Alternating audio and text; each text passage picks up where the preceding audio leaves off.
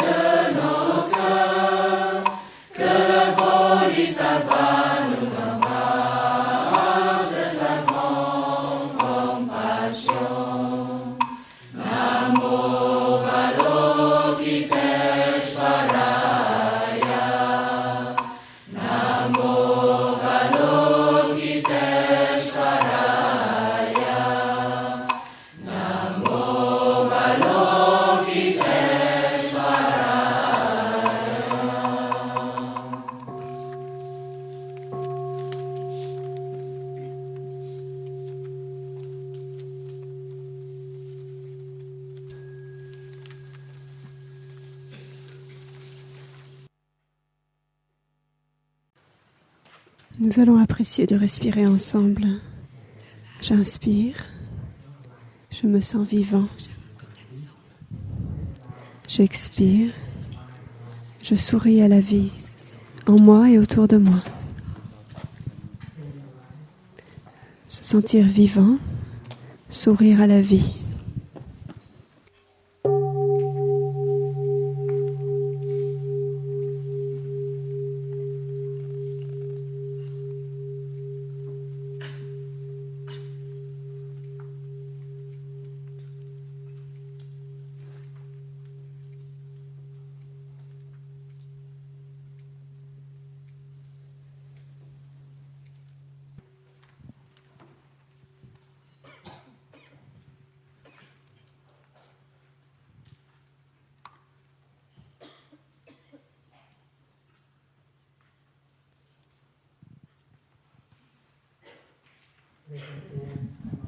J'inspire. Je suis conscient de combien belle est la terre-mère. J'expire et je souris à la terre-mère, le plus beau joyau de tout le cosmos. La terre-mère si belle. Sourire à la terre-mère.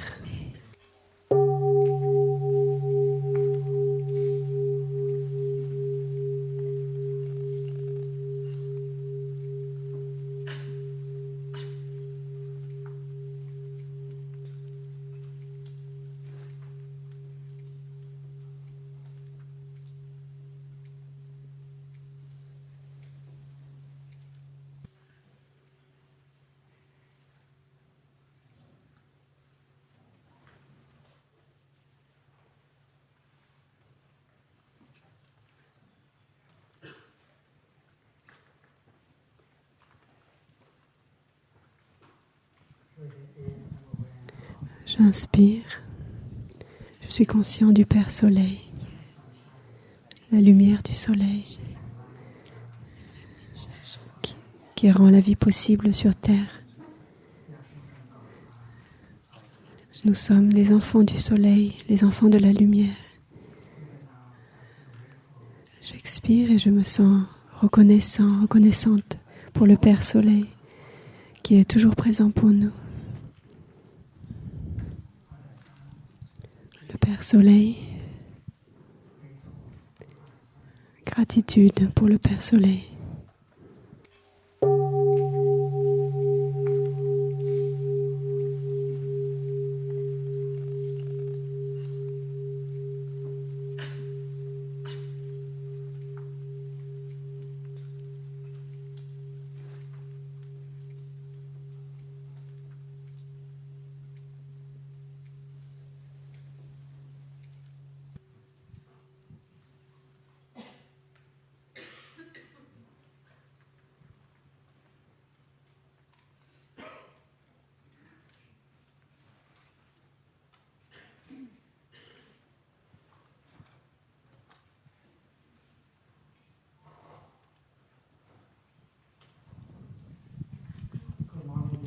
Bonjour chers Sangha, chers amis. Aujourd'hui, nous sommes le 12 juin 2014. Nous sommes dans la salle de l'eau tranquille au hameau du Haut, village des Pruniers, pendant la retraite de 21 jours. Aujourd'hui, nous sommes le 12.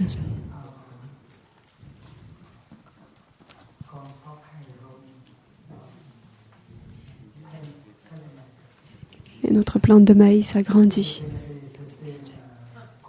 Est-ce que vous pensez que c'est la même plante ou une plante différente? Est-ce que tu pourrais fermer?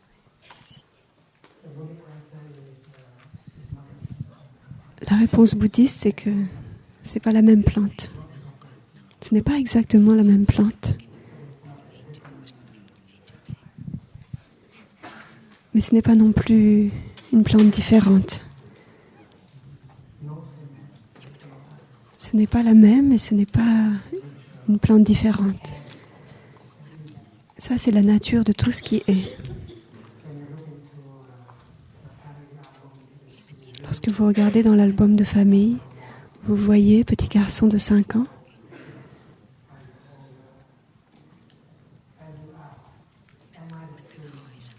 demandez, est-ce que je suis la même personne que ce petit garçon ou est-ce que je suis différent?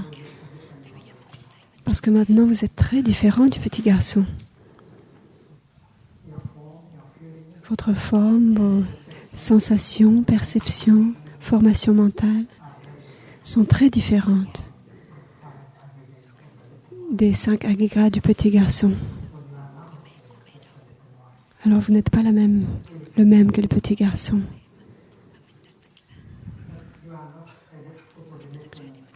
Mais vous n'êtes pas non plus une personne complètement différente. La vérité, c'est que vous n'êtes ni le même, ni le différent, ni complètement différent.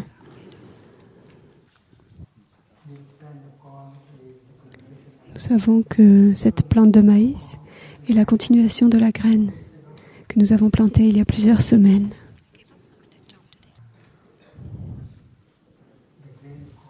Et la graine de maïs est toujours vivante.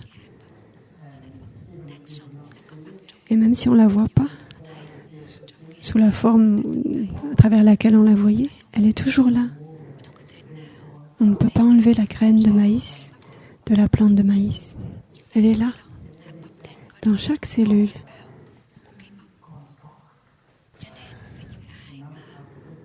Pour ceux d'entre nous qui savent regarder profondément, on peut voir la présence de la graine de maïs dans chaque cellule de la plante de maïs. La même chose est vraie avec nos parents. On peut penser que notre père est décédé, mais notre père est toujours vivant en nous. Et nous pouvons entrer en contact avec lui dans chaque cellule de notre corps. Et nous pouvons lui parler. Papa, je sais que tu es là. Il y a une conversation entre le père, le fils, la fille qui est toujours possible. Bien sûr, l'image que nous avions, que nous connaissions de notre père n'est plus là. Bien sûr, la forme de la graine de maïs n'est plus là. Mais la graine est toujours là. Sous d'autres formes.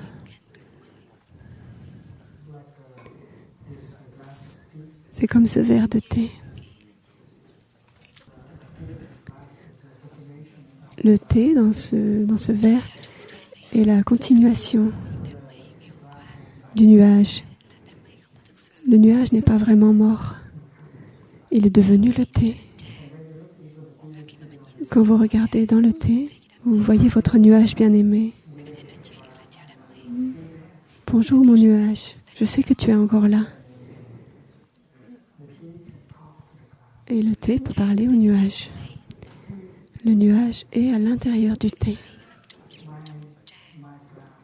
Mon nuage, tu es mon ancêtre. Hier, tu étais dans le ciel et j'étais avec toi aussi. Maintenant, je suis dans cette tasse, sous la forme de thé et tu es en moi. Alors le thé a parlé au nuage et le nuage n'est pas mort. Nous avons appris que c'est impossible pour un nuage de mourir. Mourir, ça veut dire que de quelque chose, on devient rien. Mais c'est impossible pour un nuage de mourir. Il devient la pluie, la glace, la neige, mais il ne meurt pas. Ça, c'est pas possible. Si on regarde profondément dans les choses, nous trouvons que tout a la nature de non-naissance et non-mort. Le nuage n'est pas né, il s'est juste manifesté sous la forme d'un nuage. Le nuage n'est pas venu de rien.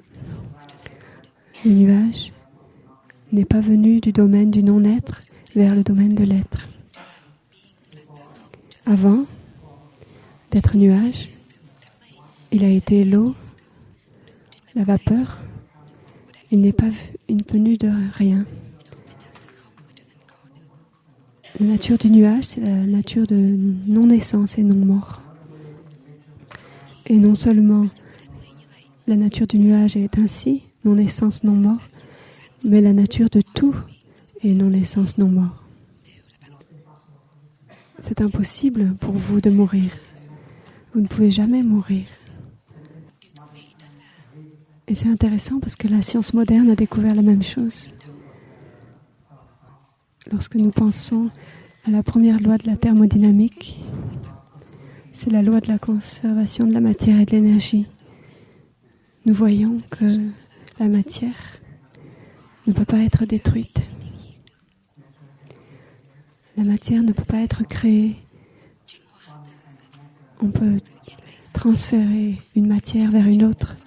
On peut transformer la matière en énergie. On peut transformer une énergie en une autre. Et on peut transformer une énergie en matière à nouveau. Mais on ne peut pas créer de la matière ou créer de l'énergie. Et on ne peut pas les détruire non plus. La nature de matière et énergie est la nature de non-naissance et non-mort. Et Antoine Lavoisier a dit que rien ne se crée, rien ne se perd. Rien ne naît, rien ne meurt. Ça, c'est la vérité. Notre corps cosmique,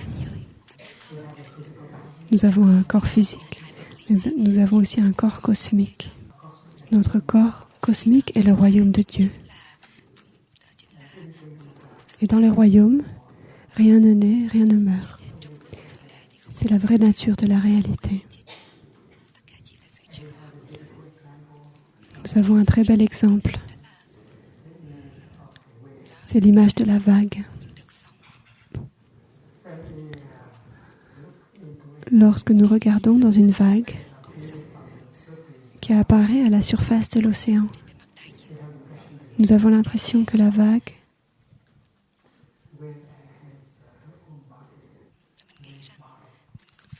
a un corps de vague et nous avons un corps physique. Mais la vague aussi a un corps d'eau, un corps d'océan. Et lorsque la vague réalise qu'elle a un corps d'océan, elle perd toute peur. Et elle se réjouit de monter et se réjouit de descendre. Elle n'a plus peur parce qu'elle est capable de toucher son corps d'océan.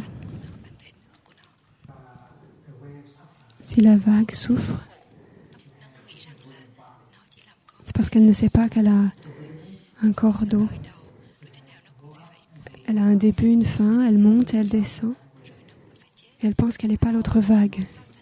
Ce sont des notions de début, fin, naissance et mort qui la font souffrir beaucoup. Mais lorsqu'elle reconnaît qu'elle est l'eau, alors elle perd toutes ces notions, toutes ces colères, ces jalousies, et elle est heureuse. Et elle se réjouit de monter et de descendre. Lorsque vous touchez votre vraie nature, vous êtes libre de la naissance et de la mort. Imaginez un nuage dans le ciel. Il a son corps d'océan aussi, parce que le nuage vient aussi de l'océan. Le nuage a son corps de nuage. Mais il a aussi son corps d'océan. Lorsque nous regardons le corps du nuage, nous pensons que c'est fragile, vulnérable.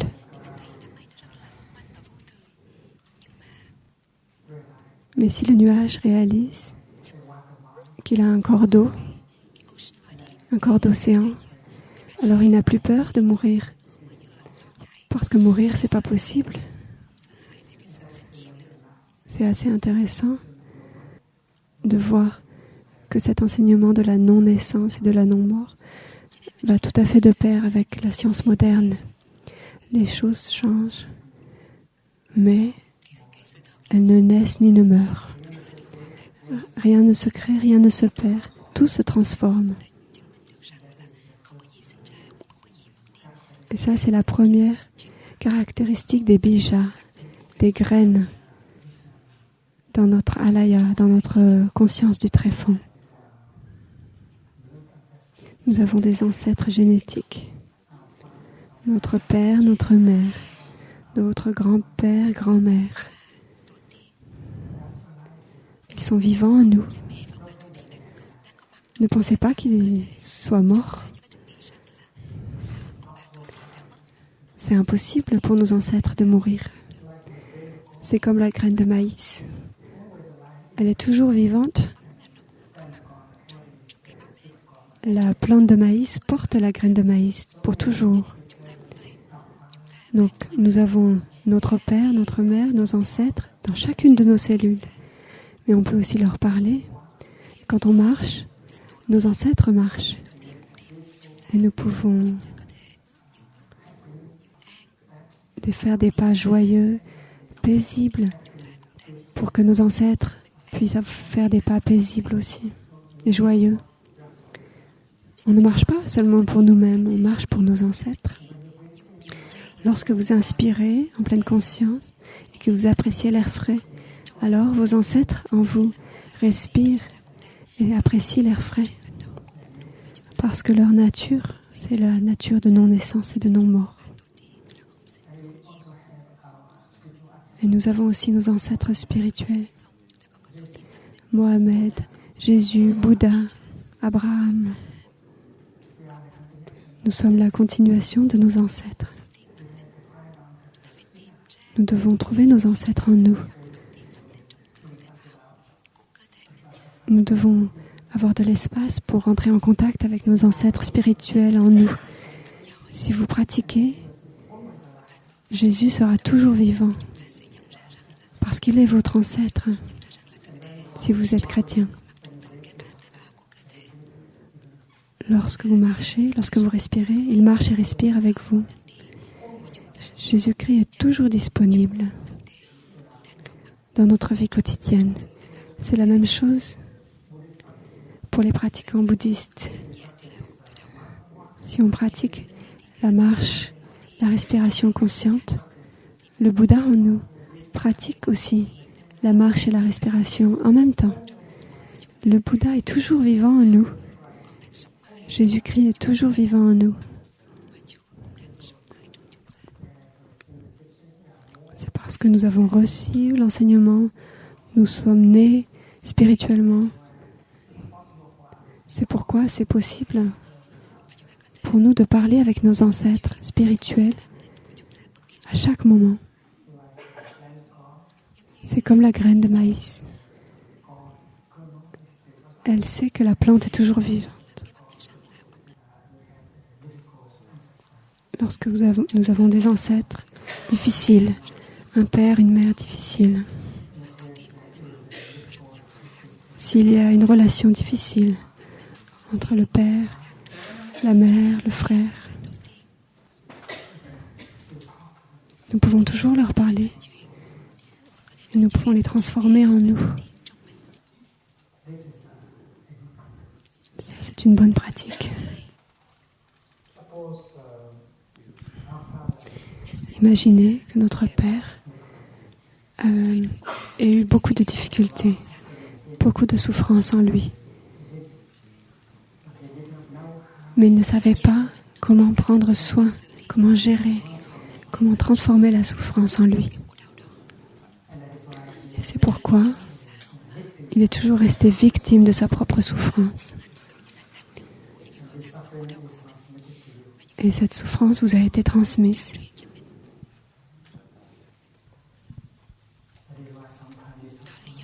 C'est pourquoi parfois vous souffrez et vous ne savez pas pourquoi. C'est parce que la souffrance de votre père vous a été transmise.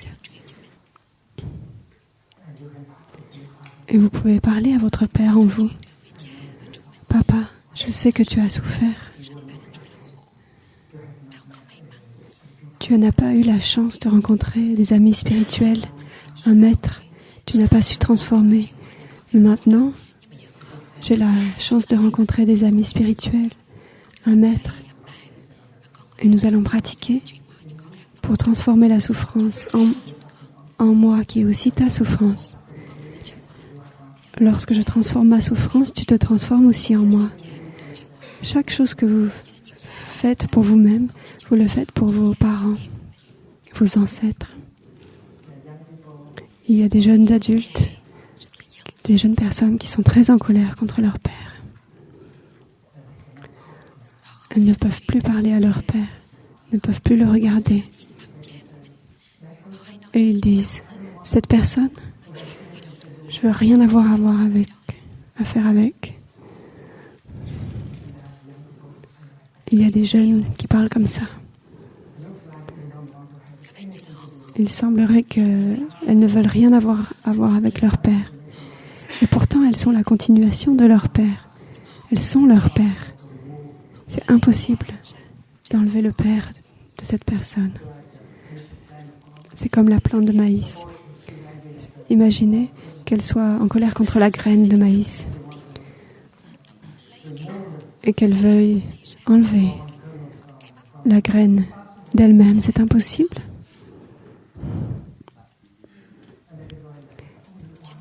C'est pourquoi il n'y a qu'une seule manière de procéder, c'est de reconnaître votre Père en vous, de comprendre la souffrance et d'essayer de la transformer.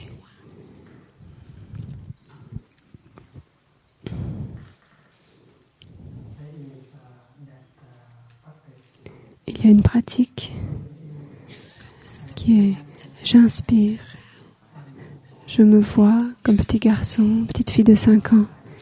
J'expire, je souris à la petit garçon, petite fille de 5 ans.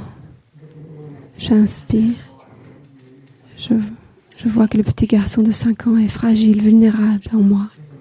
J'expire, je sens beaucoup de compassion pour ce petit garçon, cette petite fille en moi. Et ensuite, j'inspire, je vois mon père à l'âge de 5 ans, petit garçon. C'est parce que notre père aussi a été un petit garçon fragile et vulnérable. Et en tant que petit garçon fragile, il a souffert.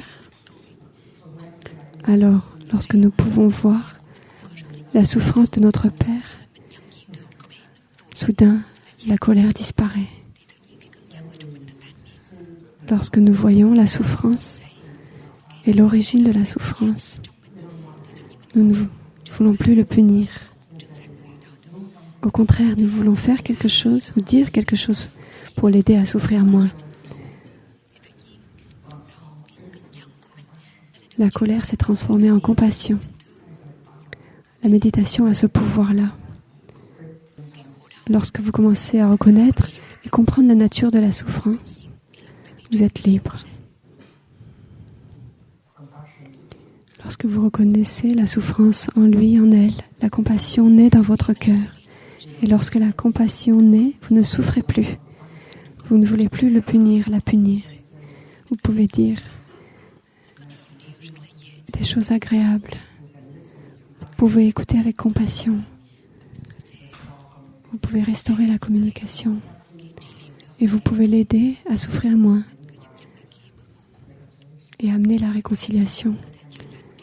Et ça peut être fait très vite. Nous avons besoin de cette vision profonde pour que la compassion puisse naître dans notre cœur.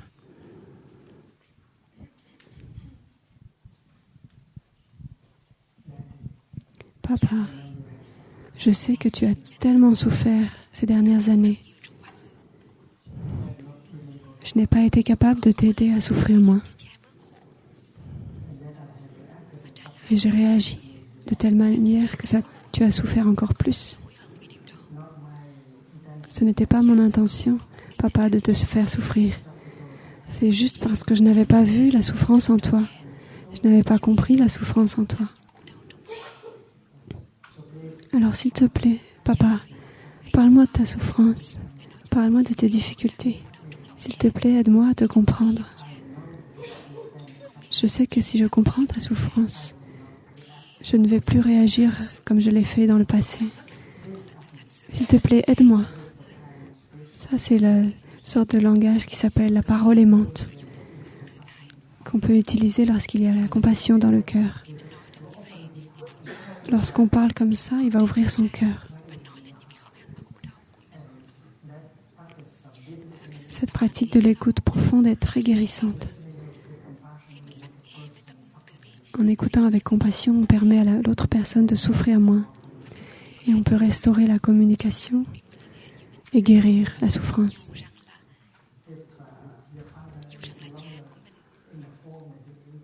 Si votre père n'a plus la forme qu'il avait anciennement, vous pouvez le reconnaître.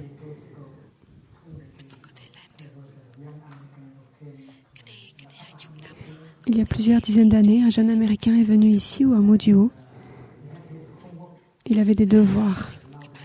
Il devait écrire une lettre d'amour à sa maman. Et pendant la méditation marchée, assise pendant 3 jours, il a contemplé sa maman. Et ensuite, il s'est assis et il a écrit la lettre d'amour. Ça, c'est une méditation. Et il a pu écrire une lettre merveilleuse. Au début, il avait beaucoup de doutes parce qu'il était très en colère contre sa maman. Il ne pouvait pas communiquer avec elle. Mais grâce à l'exercice de la méditation, il a pu écrire cette lettre. Mais pour écrire la lettre, il a dû pratiquer, inspirer, calmer son corps et expirer, regarder la réalité telle qu'elle est. En 2 ou 3 jours, il a trouvé beaucoup de vertus dans sa maman. Parce que lorsque vous êtes en colère contre quelqu'un, vous oubliez tout ce qui est agréable dans cette personne. Mais lorsque vous avez assez de temps pour regarder profondément, vous pouvez trouver des choses merveilleuses en lui et en elle. Avec cette découverte-là, il a pu écrire une très belle lettre.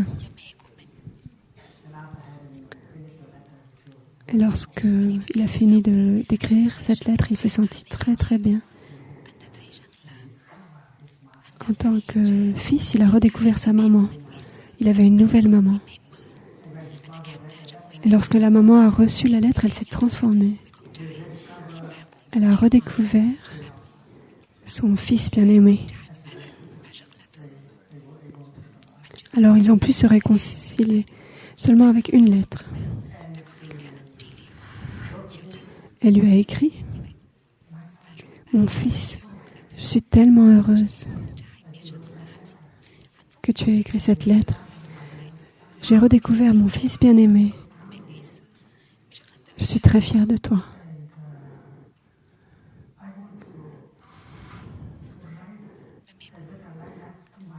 Et je voudrais moi aussi écrire une lettre comme ça à ma maman.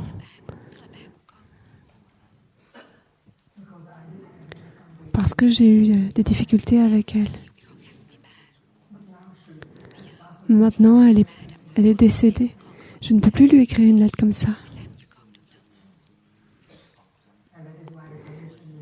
Et c'est pourquoi les conditions ne sont plus réunies. Le jeune homme, au hameau du Haut, a écrit une lettre à sa mère et a dit « Écris à ta maman, parce qu'elle est toujours vivante en toi. Alors assis-toi, regarde profondément, et tu vas voir que grand-mère est toujours présente dans chaque cellule de ton corps. » Alors tu peux écrire une lettre. Et la maman a commencé à écrire tout de suite. C'est possible avec la vision profonde de la non-naissance et de la non-mort. C'est merveilleux.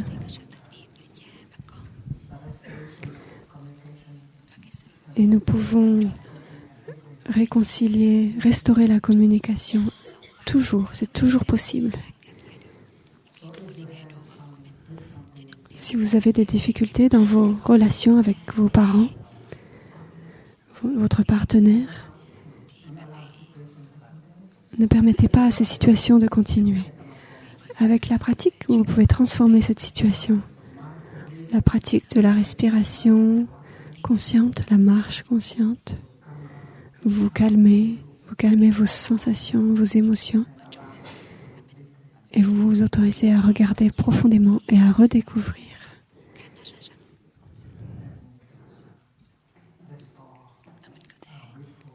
Et à restaurer notre belle relation.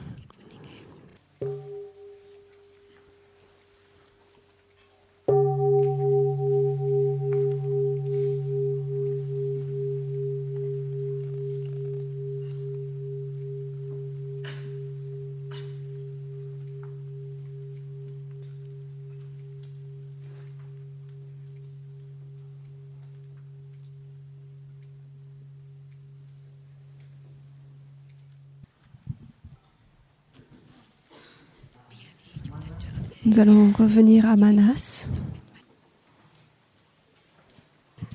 Tout d'abord,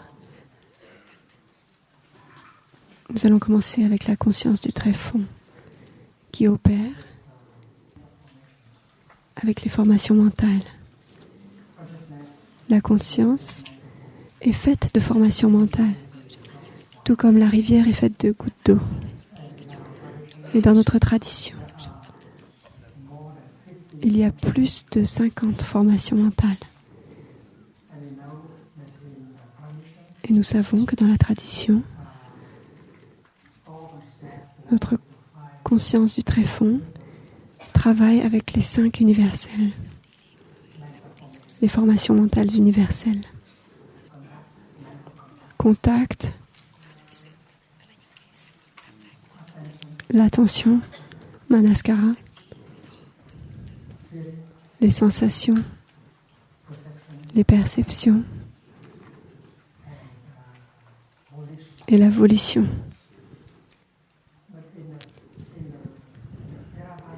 Mais dans la tradition Theravada, il y a 7 universels et pas 5.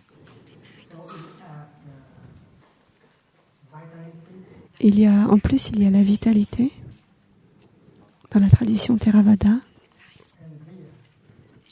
Thai écrit en sanskrit au tableau. Donc la vitalité, c'est la 6e formation mentale universelle. On peut dire aussi que c'est l'élan vital tel que l'a décrit Henri Bergson dans la phénoménologie.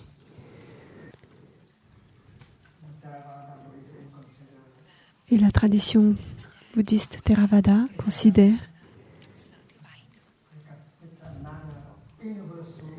qu'il y a une 7e formation mentale universelle qui est la concentration. Thai écrit en sanskrit, en sino-vietnamien, au tableau.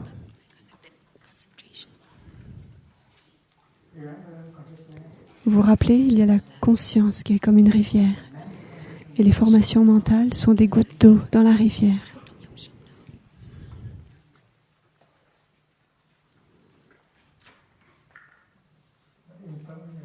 Mais au village des pruniers, nous avons trouvé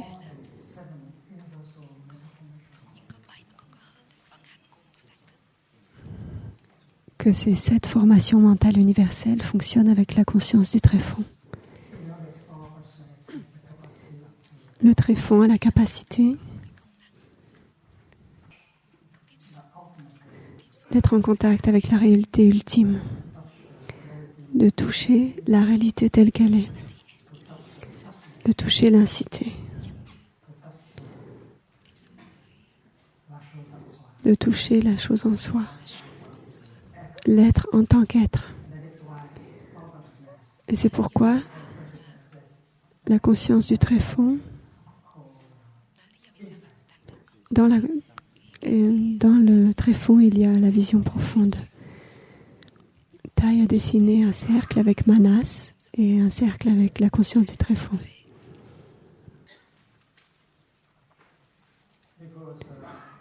Donc, la 8e formation mentale universelle, c'est la sagesse. Parce que le tréfonds a accès à la réalité ultime, les choses en soi. Nous savons que l'objet du tréfonds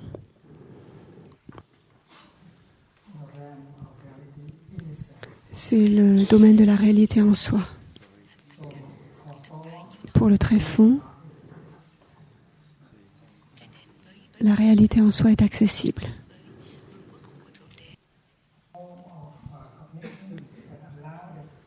Et la forme de cognitif qui permet au tréfonds de toucher l'ultime, c'est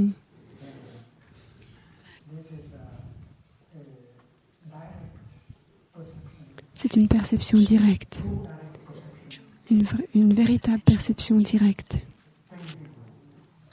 Thai écrit les mots en chinois. Il y a le sujet et l'objet. Le tréfonds perçoit le sujet directement et la réalité en soi. Donc il reflète la non-naissance, la non-mort, le non-être, l'être, etc.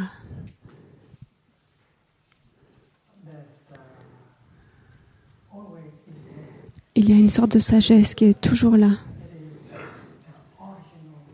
C'est la sagesse originelle.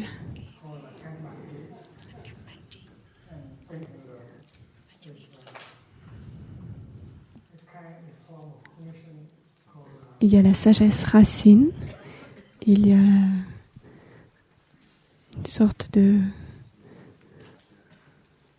cognition, relation de cognition.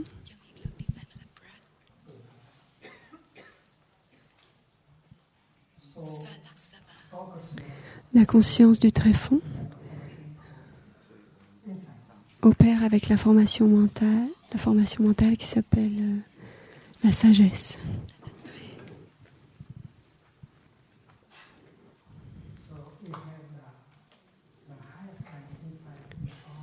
Il y a la plus haute forme de sagesse dans la conscience du tréfonds.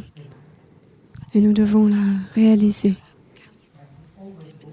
Nous devons toujours revenir à la conscience du tréfonds. C'est une source de sagesse. Et nous savons que la vision profonde vient de la concentration. Lorsque vous êtes en pleine conscience, vous êtes concentré, alors il y a la vision profonde.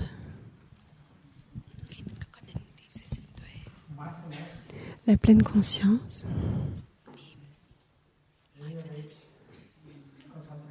génère la concentration. Et ensemble, elles produisent la vision profonde, la sagesse. Et c'est pourquoi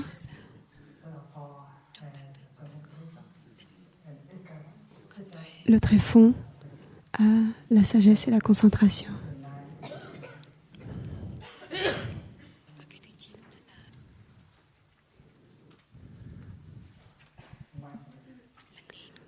Et le 9e point, c'est la pleine conscience.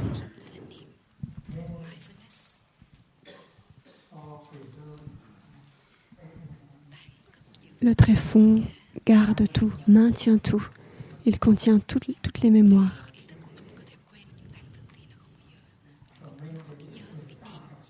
Donc la mémoire, c'est une partie du tréfonds.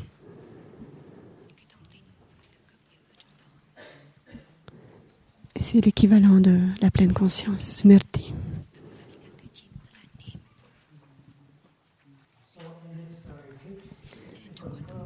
Dans cette retraite, nous confirmons que non seulement la conscience du tréfonds opère avec les 5 formations mentales universelles de la tradition, mais aussi coopère avec la vitalité, la concentration, la sagesse et avec la pleine conscience.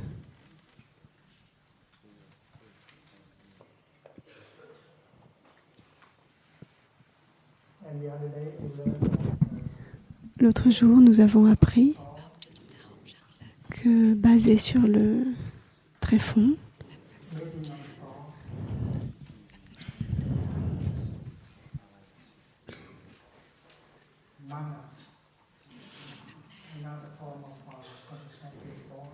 une autre forme de conscience est née. Manas. Et basé sur Manas, il y a une autre forme de conscience qui est la conscience mentale. Et donc Tai dessine les 3 cercles, les uns un petit peu dans les autres, avec la conscience du tréfonds en haut, ensuite Manas en dessous, et la conscience mentale ensuite. La première caractéristique de Manas, c'est la volonté de vivre, l'énergie qui rend tout vivant. Et ça fait partie du tréfonds.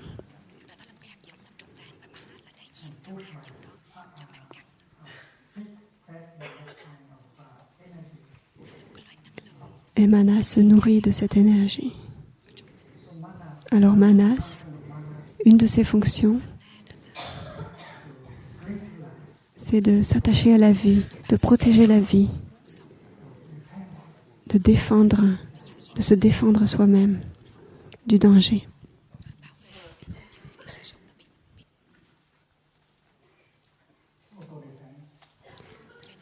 Donc on peut nommer cela autodéfense.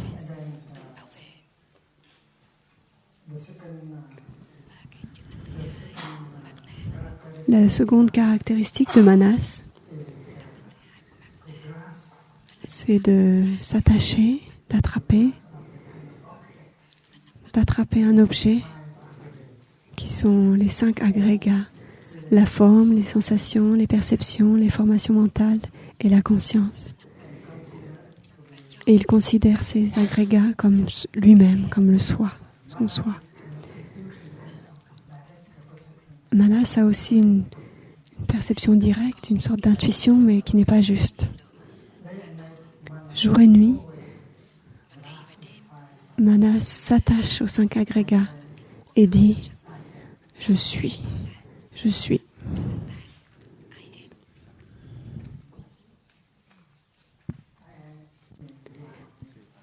Je suis, ça veut dire tu n'es pas moi.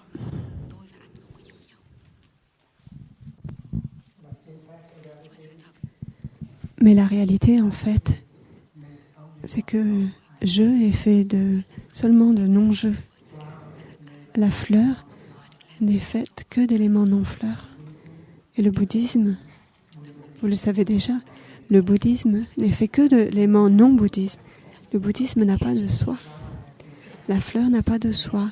Et donc, ce que j'appelle moi, ça n'a pas de soi non plus. Moi n'est fait que d'éléments non-moi. Si j'enlève tous les éléments non-moi de moi, comme le soleil, l'eau, l'air, la terre, la mer, la culture, il n'y a plus de moi. Je suis fait que d'éléments non-moi. Et Manas ne sait pas cela. Ça, c'est ça le problème. Manas a besoin d'aide.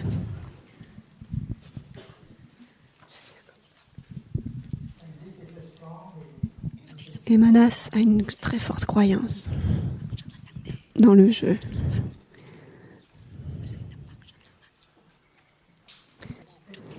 Une des caractéristiques de Manas, c'est de toujours rechercher le plaisir. Il cherche toujours le plaisir. C'est la tendance naturelle de Manas. Donc taille au tableau, à côté de Manas, il a fait 3 flèches. Vitalité, moi et plaisir. Dans la psychanalyse, on parle du id, du ça qui est Manas, qui cherche toujours les plaisirs sensuels. La tendance de courir après les objets de plaisir. Et ça vient de Manas. C'est la 3e caractéristique. Rechercher les plaisirs.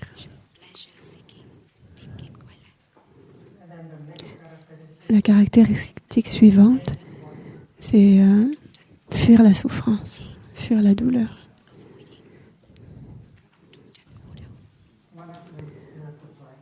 Manas n'aime pas la souffrance. Il essaie toujours de s'enfuir de la souffrance. De temps en temps, nous sentons de la solitude, de l'anxiété, de la peur, de la colère, et nous souffrons. Alors Manas vous pousse à vous enfuir de cela.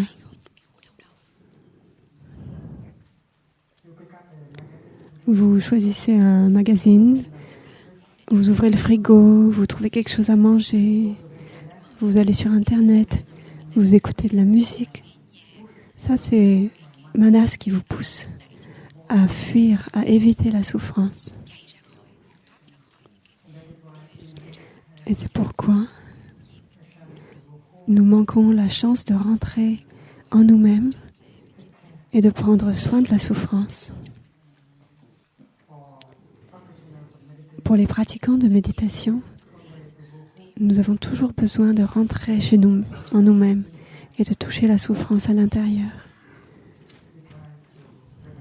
Nous essayons de la reconnaître, de la tenir, de l'embrasser pour la comprendre. Comprendre la souffrance va générer la compassion et la liberté. Mais Manas, il ne sait pas ça. Manas essaye toujours de nous inciter à fuir la souffrance. Et la plupart d'entre nous, nous faisons cela. Nous essayons de nous enfuir de la souffrance en nous. Nous disons qu'il n'y a pas de souffrance en nous. Et en fait, la souffrance nous pousse à faire des choses qui nous font du mal.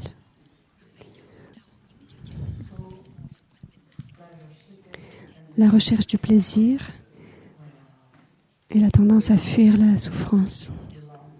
Ça appartient à Manas. Jour et nuit, il s'attache toujours à « je suis ». Je suis ce corps, je suis ces sensations, je suis ces formations mentales. La 5e caractéristique de Manas,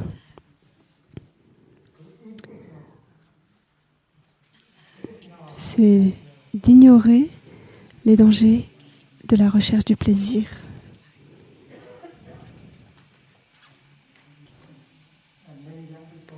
Et beaucoup de jeunes personnes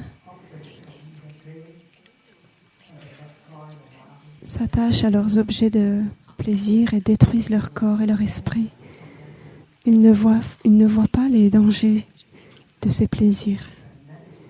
Et ça, c'est Manas. Nous sommes poussés par Manas pour courir après les objets de plaisir. Et nous ne savons pas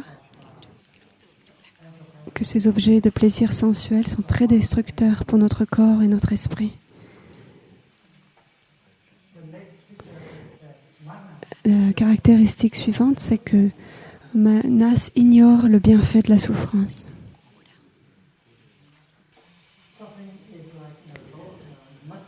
La souffrance, c'est comme la boue sur laquelle pousse la fleur de lotus. Nous avons besoin de la souffrance pour créer la compréhension et la compassion.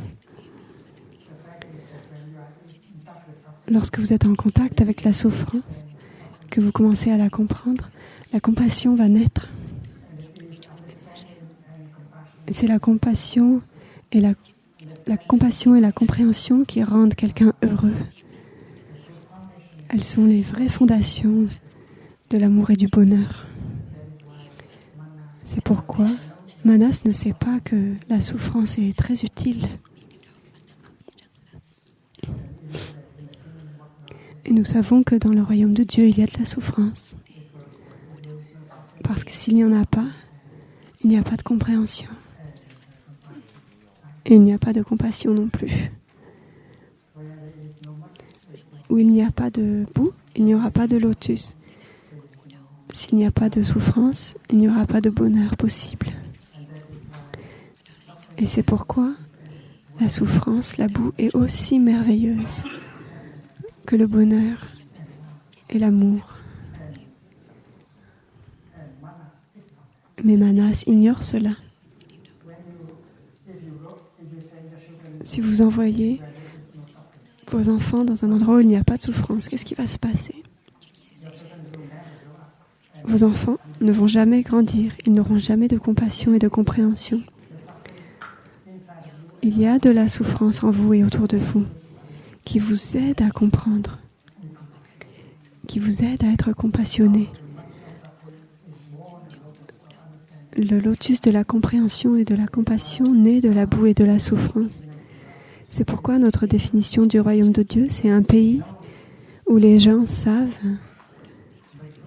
faire bon usage de la souffrance pour créer du bonheur. Nous ne pouvons pas s'attendre à avoir des fleurs de lotus sans boue. S'il n'y a pas de boue, il n'y a pas de lotus. S'il n'y a pas de souffrance, il n'y a pas de bonheur.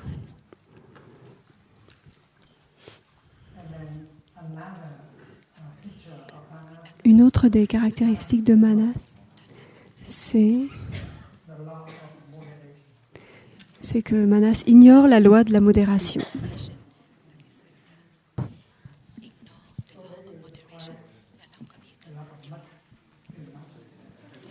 Il y a beaucoup de boue dans Manas.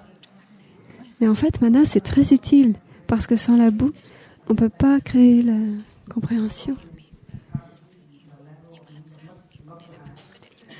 Il faut juste que le niveau de boue ne soit pas trop haut. Que vous puissiez faire bon usage de la boue pour faire pousser des fleurs de lotus.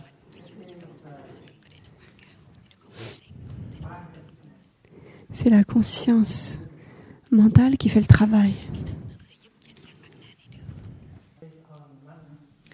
La conscience mentale s'appuie sur Manas et elle peut aider Manas. Si la conscience mentale ne pratique pas l'attention appropriée, Yoniso Manaskara, alors elle va prêter attention aux objets négatifs et elle va aller de pair avec Manas et courir après les plaisirs. La conscience mentale doit pratiquer l'attention appropriée. Vous portez votre attention sur des objets qui peuvent mener à la compassion et la compréhension, à la joie et au bonheur. C'est la première chose que la conscience mentale doit pratiquer. L'objet d'attention doit mener à la paix, à la pleine conscience, à la concentration, compréhension ou à la vision profonde. Et si vous focalisez votre attention sur les choses négatives, sur les objets de plaisir, alors vous allez aller de pair avec Manas et vous allez faire des dommages à votre corps et à votre esprit et à l'environnement.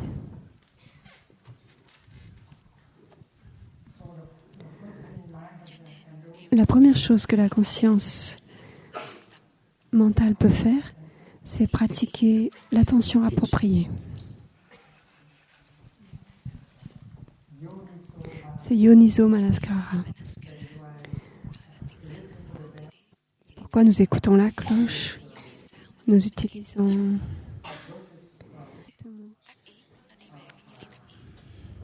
vers la concentration, la vision profonde, la conscience mentale. Nous avons eu une présentation sur les 5 entraînements à la pleine conscience.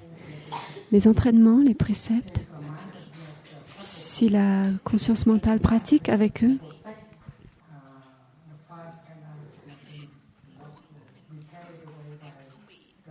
alors les 5 skandhas seront protégés et ne seront pas emportés par le plaisir des sens. Et nous allons éviter de la souffrance. La conscience mentale pratique les entraînements à la pleine conscience. Non pas pour réprimer Manas, mais pour l'éclairer. Parce que les préceptes ne sont pas quelque chose qui nous sont imposés. C'est une prise de conscience. Vous êtes conscient que si vous faites ceci, vous allez souffrir. C'est pourquoi on vous dit de ne pas le faire. Ça, c'est l'essence des préceptes, des entraînements à la pleine conscience. La pleine conscience, la conscience mentale doit recevoir et pratiquer les préceptes et pas seulement le comprendre comme quelque chose que l'on doit faire. Les 5 préceptes ne sont pas des commandements, ils sont des consciences, des prises de conscience. Vous êtes conscient que la violence amène beaucoup de souffrance. C'est pourquoi vous êtes déterminé à pratiquer la non-violence. C'est pas parce qu'on vous force à pratiquer la non-violence. Vous êtes conscient que si vous faites ou vous dites des choses lorsque vous êtes en colère, ça va vous faire souffrir et ça va lui faire souffrir. C'est pour ça que vous faites le vœu de quand vous serez en colère, vous ne direz rien. Et vous allez pratiquer la respiration pour vous calmer votre corps et votre esprit. Et calmer la colère. Jusqu'à ce que vous soyez capable de pratiquer la parole juste, la parole aimante. Et ce précepte, cet entraînement, le 4e, parle de l'écoute profonde, de l'écoute compassionnée, de la parole aimante. Ce n'est pas quelque chose que les gens vous imposent, vous forcent à faire. C'est parce que vous êtes conscient, vous êtes éveillé, vous êtes pleinement conscient que si vous ne pratiquez pas cela, vous allez souffrir. C'est pourquoi la pratique de la pleine conscience, la pratique des entraînements, ce n'est pas une répression, ce n'est pas une inhibition qui cause des symptômes de maladie mentale. Vous ne sentez pas que vous êtes forcé, mais au contraire, vous voulez le faire.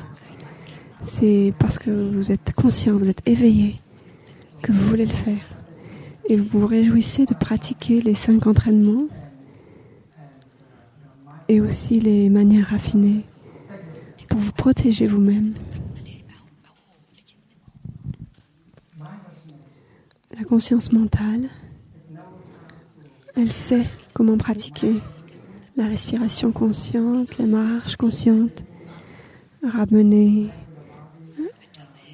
l'esprit vers le corps et reconnaître les très nombreuses conditions de bonheur qui sont disponibles dans l'ici et le maintenant. La pleine conscience est capable de générer des moments de joie et de bonheur pour nous nourrir et nous guérir. La pleine conscience. Si nous nous autorisons à être dans un état de dispersion, nous allons nous perdre. Nous allons être emportés. La pleine conscience, au contraire, nous permet de rester dans l'ici et le maintenant. Une inspiration, un pas en pleine conscience, nous ramène dans le moment présent, à la maison. Et vous pouvez être en contact avec les merveilles de la vie qui vous nourrissent et vous guérissent. Un sentiment de joie est toujours possible pour le pratiquant. La pleine conscience nous aide à reconnaître toutes les conditions de bonheur qui sont disponibles en nous et autour de nous. Vous savez qu'il y a une chanson en français qui parle de toutes les conditions de bonheur qui sont déjà disponibles. Qu'est-ce qu'on attend pour être heureux? Qu'est-ce qu'on attend pour faire la fête? Ça veut dire que nous avons beaucoup de conditions de bonheur disponibles. On devrait être heureux maintenant. Nous ne devrions pas attendre demain pour être heureux. Si la conscience mentale pratique la pleine conscience, elle va reconnaître toutes les conditions de bonheur qui sont déjà disponibles. Et c'est pourquoi le pratiquant génère une sensation de joie, une sensation de bonheur quand il le souhaite. La conscience mentale peut pratiquer aussi l'écoute profonde et la parole aimante pour restaurer la communication. La pleine conscience peut aider l'autre personne à souffrir moins.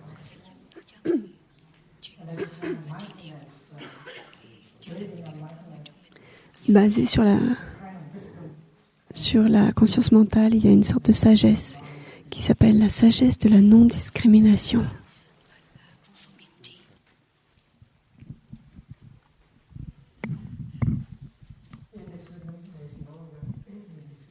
Dans cette sagesse, il n'y a plus du tout de discrimination. avec cette sagesse, mon bonheur, c'est ton bonheur. Je ne dis pas, c'est ton problème, chérie. Ton bonheur, c'est mon bonheur. Ta souffrance, c'est ma souffrance. Parce qu'il n'y a pas de soi. Le Père et le Fils doivent toucher cette vision profonde de la non-discrimination.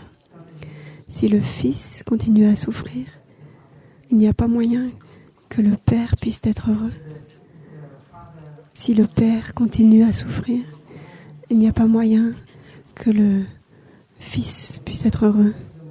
Avec cette sagesse de non-discrimination, la souffrance et le bonheur ne sont plus des problèmes individuels. Ça, c'est une très belle fleur de lotus qui naît de la boue. Et si elle est à la boue, en regardant la boue, nous pouvons déjà voir les graines de sagesse dans Manas, dans la boue.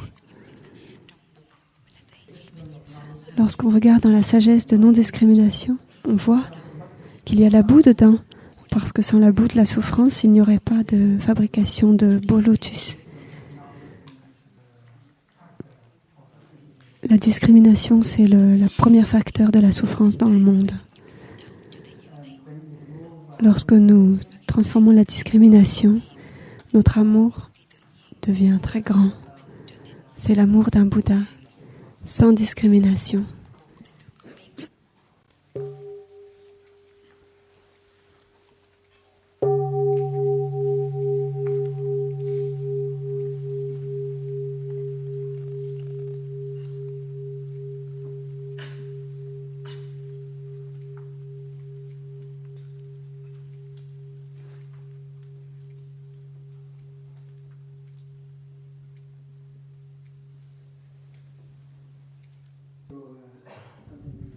Nous continuerons demain.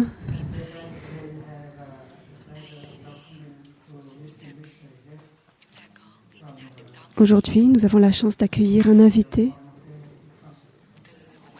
C'est le ministre, le conseiller. Alors, le conseiller aux affaires religieuses du ministère des Affaires étrangères. Donc, c'est un invité spécial qui est venu écouter l'enseignement aujourd'hui.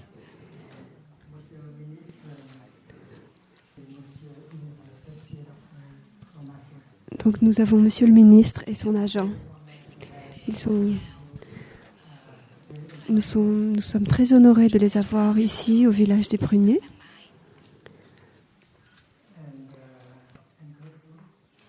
Et nous voudrions beaucoup recevoir des encouragements de leur part.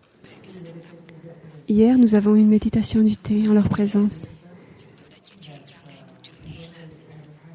Nous avons dit au ministre qu'au village, nous avions une sorte de pratique pour les professeurs des écoles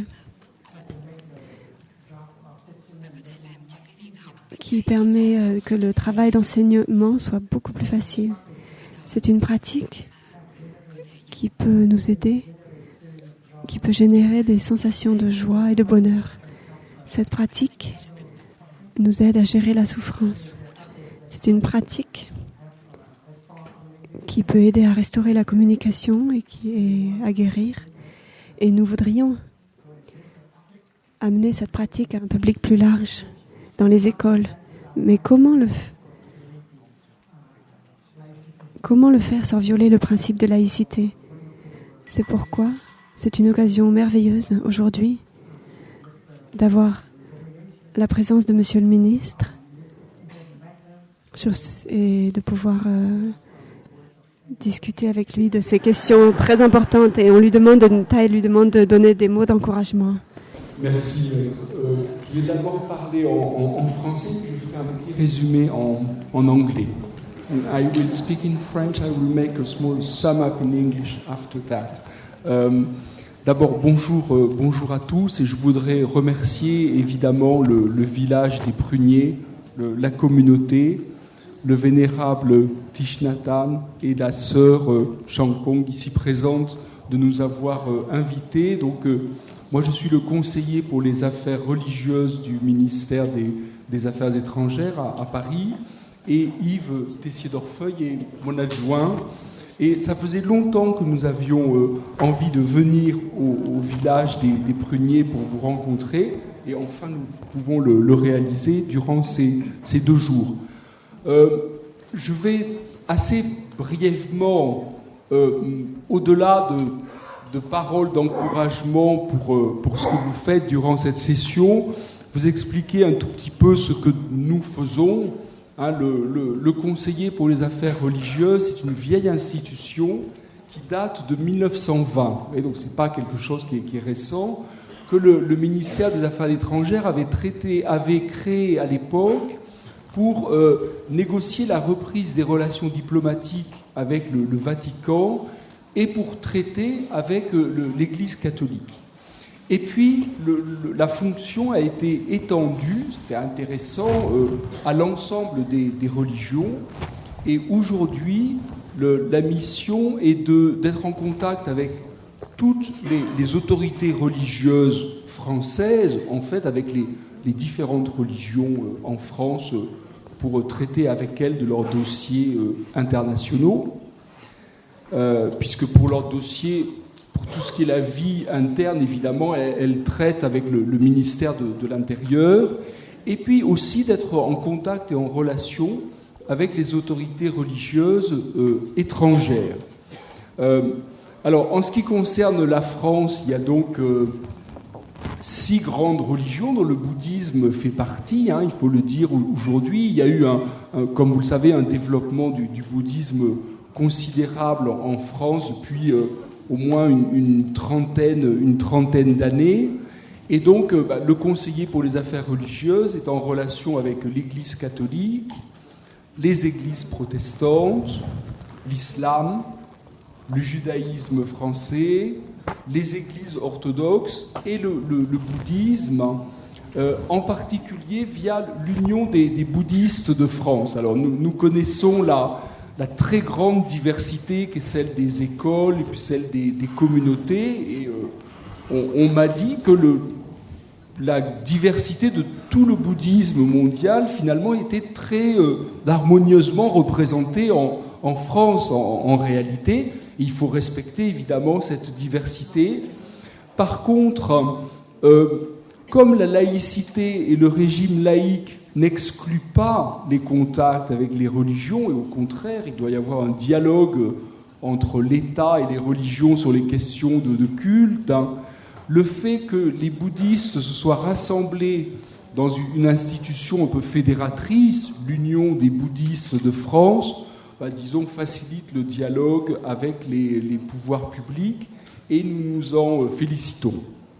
Un dernier point sur notre action à l'étranger qui doit être connu, c'est que tout le monde a bien vu que le facteur religieux, la prise en compte du facteur religieux et de la religion comme fait collectif était devenu de plus en plus important dans les relations internationales.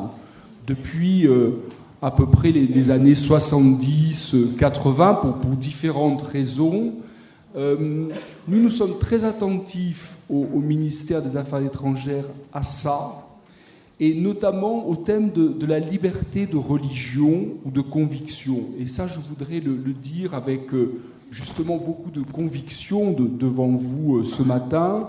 Quelle que soit la partie du monde, nous pensons que tout le monde a droit à avoir sa liberté de religion, sa liberté de conviction. C'est la liberté de croire et de pratiquer. C'est la liberté, effectivement, aussi de ne pas croire ou de changer de religion. Mais c'est une liberté publique fondamentale qui doit être respectée partout, au Moyen-Orient, en Asie, en Afrique, dans toutes les régions du monde.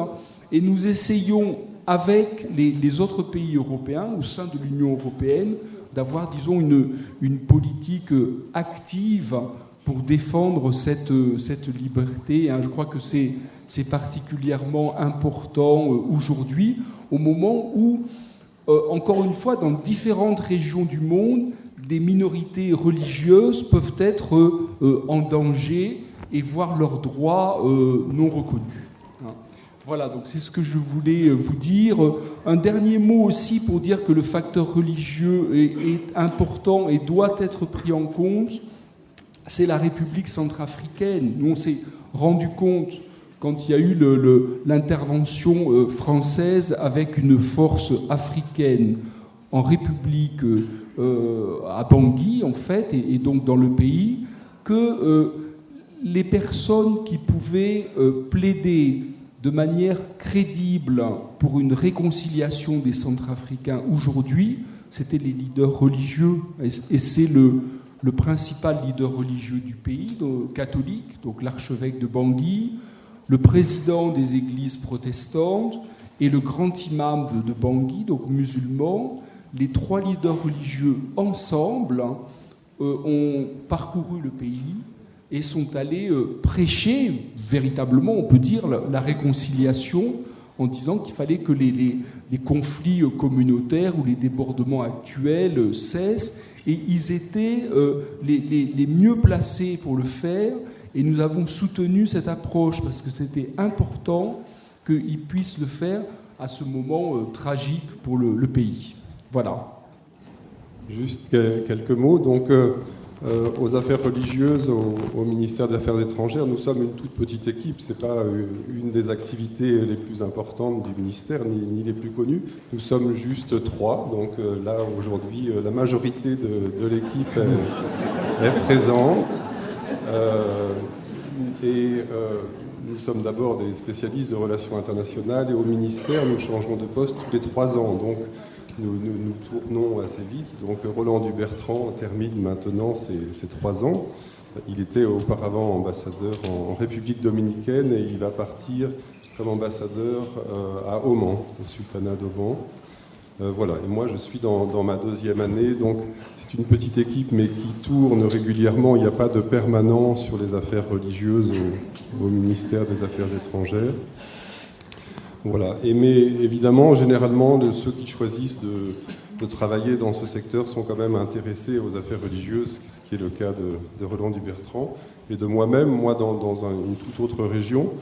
Tous les deux, nous connaissons particulièrement la zone du Moyen-Orient. Moi, j'y ai habité, j'ai travaillé par exemple à Jérusalem et écrit sur le patriarche latin de Jérusalem, les chrétiens palestiniens. Donc il faut évidemment un intérêt particulier pour être en contact avec toutes les religions en France, ou les responsables religieux étrangers qui viennent en France. Un autre point sur lequel aussi nous travaillons, c'est de faciliter la circulation des religieux. Cette circulation, elle est assez importante en France pour toutes les religions. Donc parfois, quand il y a des difficultés, quand des communautés religieuses, comme ici, invitent des religieux venant de pays ayant besoin de visa, nous facilitons les dossiers et la compréhension des dossiers auprès de nos consulats, comme ça a pu être le cas récemment pour des membres de votre communauté venant du Vietnam ou d'ailleurs. Voilà, so just some words. We are a very small team in the Ministry of Foreign Affairs, just 3 persons in charge of religious affairs. So just the majority of the team is here today. We are not permanent in religious affairs. I mean, we have post for 3 years. So Roland Dubertrand is now finishing 3 years. He was before ambassador in the Dominican Republic, and he's going next month to be the ambassador in the Sultanate of Oman. As far as I'm concerned, I was, for example, in Brussels in the French permanent representation to the EU, so it's very different activities that we can have. We don't have permanent in religious affairs. We have also a specific activity concerning the circulation of religious from France to abroad and from abroad to France. There is a lot of religious coming and going and we try to facilitate this circulation, and sometimes so when religious communities like the Plum Village invite religious from abroad, so we try to facilitate these invitations. This is also one of our activities. Thank you.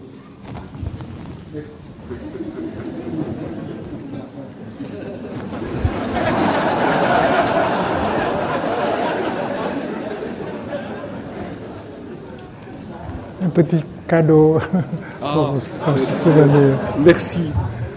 Savourez le moment présent. Donc savourons le moment présent. Merci, maître. Merci. C'est quoi, Tang? Oui, merci. Merci beaucoup. Voilà, encore merci. Aimer, c'est être là. You are there, therefore we feel your love.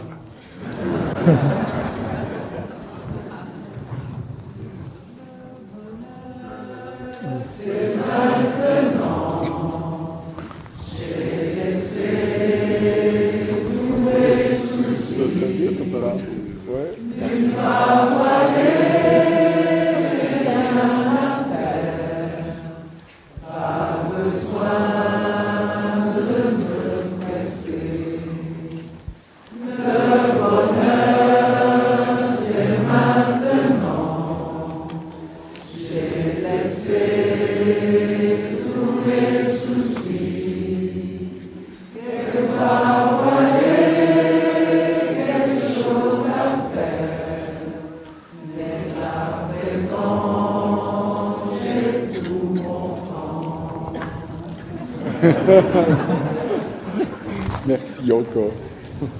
Merci encore, maître. Vous êtes Cầm cái này.